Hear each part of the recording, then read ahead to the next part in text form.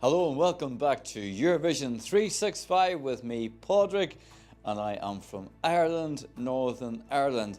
And a happy St. Patrick's Day to you wherever you may be watching this from, and you're so welcome to the channel. If you're new here, it's great to see you. If you're already been here for a little while, thanks so much for coming back to the channel. So this video is all about the Eurovision Song Contest, Ireland and St. Patrick's Day, and looking at the great songs and maybe not as great songs that have represented Ireland at the Eurovision Song Contest. So it's a bit of fun, it's looking back and it's looking forward, and actually, you know what, I think I may be not suitably dressed for this, so I think I might need a little wardrobe change. What do you think? Let's do this.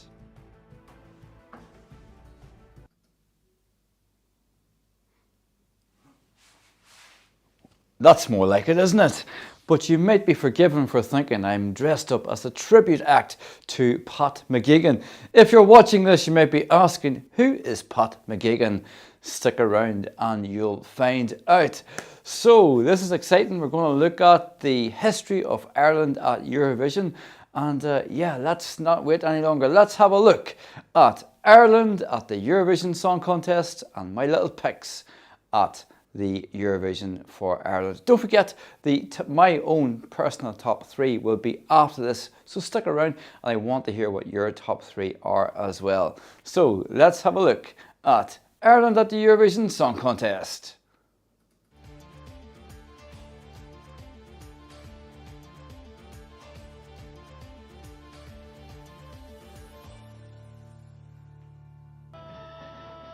So Ireland's first entry was back in 1965 with the late great Butch Moore and the slightly mournful ballad Walking the Streets in the Rain. That placed sixth and was a start of what was pretty much a formula for Ireland at the Eurovision, as in sending ballads by males, standing still at the microphone, dressed to the nines and dressed to kill. That there was Sean Dunphy just there. Now, I said Pat McGuigan at the start, and here he is. Pat McGuigan, who of course is the father of the legendary boxer Barry McGuigan. Now, we had mournful ballads and ballads at the beginning of Ireland's journey at Eurovision, but this was the real first bop from Ireland, and this was the fantastic Muriel Day, who hails from Northern Ireland and performed in 1969 with the song The Wages of Love, placing 7th, and she was giving it all, wasn't she? It didn't take Ireland very long to win the Eurovision Song Contest, and here she is, little Donna from Derry in 1970, who performed all kinds of everything, and of course went on to win. That was the first win for Ireland at Eurovision. You can see there the total score for Ireland at the end was 32 points. Our own Donna has won, she says, and yes, 32 points ahead of the UK, and that was probably doesn't seem like much of a winning score by today's standards, but back then that was indeed a good score. It's often asked, has Ireland ever sent a song in Irish or in Oscilga? And the one and only time was in 1972 with Sandy Jones there in her lovely green dress singing Ceol na Gra, and that placed 15th, so that probably tells you the reason that it didn't have any more Irish songs. Now, the flag of Ireland looks a little bit different here in the 1978 contest, but performing here is Colm C.T. Wilkinson and Born to Sing. Now, don't be fooled by this quiet start from Colm and Born to Sing, because he has, what can I say, I'm going to let you listen to this, because he just goes on and he gets more and more gusto as the song goes on. He's Born to Sing, and can you imagine sitting in the front row of the audience listening to that? You would have been blasted by the sheer strength and loudness of his voice. And you couldn't argue with that, could you? He's telling you he's born to sing. You'd be like, no, you can't, Colin. No, you can't. You'd have to agree with him, wouldn't you? Yes, there you go.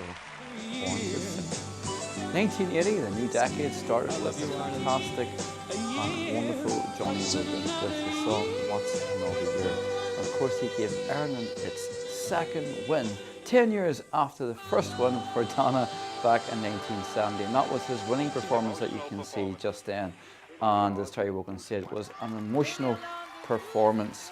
And there he is again, just 7 years later, and made history by being the person to win the contest on 2 occasions. And there he is, Hold Me Now, I Still Love You Ireland, he sang, and that was a lovely touch as well. The 1980s brought some groups to the Eurovision for Ireland. Here's Keith Connolly and the Missing Passengers with The Real Thing. That placed 18th, which wasn't fantastic. I think there was 22 countries taking part that year, so it wasn't brilliant at all. And yeah, Keith Connolly there. And a fan favourite, a firm fan favourite, is the Jump the Gun entry, Taken Home, which was in fact the Irish home entry in 1988. And yeah, the fans love this. It's a nice sort of anthemic song, and that placed 8th for Ireland. Now, not finishing 8th, but first place was, of course, the winners in 1992, Linda Martin, Why Me. Then again, oh, who'll forget the last Ireland 12 points for Niamh Kavanagh there. That was the second win in a row. By the way, I have an interview with Niamh Kavanagh on the channel if you want to check that out. But getting back to the third of winners, which is 1994, Paul Harrington and Charlie McGettigan, 92, 93, 94. And then, of course, Emer Quinn, the last time Ireland has won to date, in 1996 with The Voice placing first. Now, Terry Wogan says Ireland can do no wrong at this contest, but unfortunately that hasn't always been the case, and we have tried, Ireland has tried a variation of styles with, it has to be said, not a lot of success. That was the Mullins just before, and now we have Gary O'Shaughnessy, who is the uncle, of course, of Ryan O'Shaughnessy, who took part in 2018.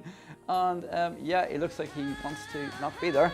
And there we have now Donna and Joe. And yeah, I don't know what to say all that. My eyes are fixated on Joe as he seems to be doing a twirl off the stage there. And yeah, there's a lot of yoing going on. But some may regard as a very low point for Ireland at Eurovision was this entry, Irlande 12 points, which certainly didn't get 12 points. I'm not sure it got any points actually. I think actually it was 22 points in total in the semi-final.